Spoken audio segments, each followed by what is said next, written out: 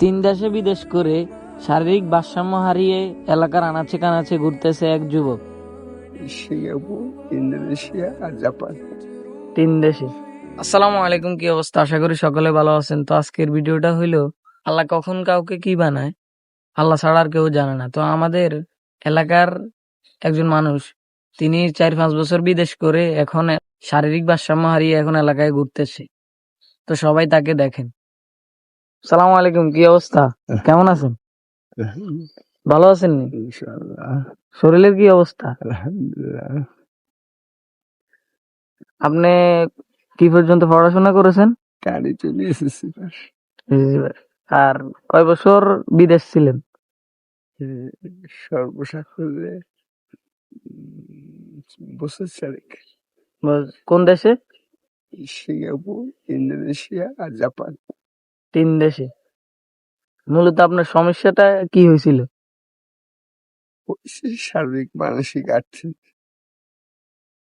সব মিলিয়ে। আপনার ছেলে মেয়ে কয়জন?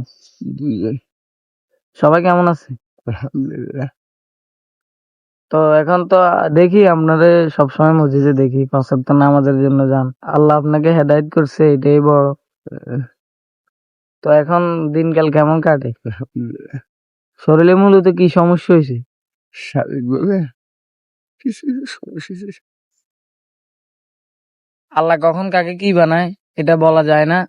অনেক সুস্থ ছিল আগে, যে আগে অনেক কাজে করতে পারতো। ইন্দোনেশিয়া, জাপান, এগুলা, সিঙ্গাপুর, এগুলা থেকে উনি সফর দিয়ে আসছেন। 2000 কত সালে? বিদেশে গেছি যে হ্যাঁ হ্যাঁ 1990 1990।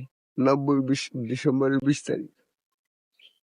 তো এখন এখন কি করেন না? এখন তো বেকার। আচ্ছা, ঠিক আছে। তো আল্লাহ হাফেজ, ঠিক আছে না? আল্লাহ হাফেজ। সবাই ভালো থাকবেন আর যেটার জন্য দোয়া করবেন। আল্লাহ হাফেজ, আসসালামু আলাইকুম।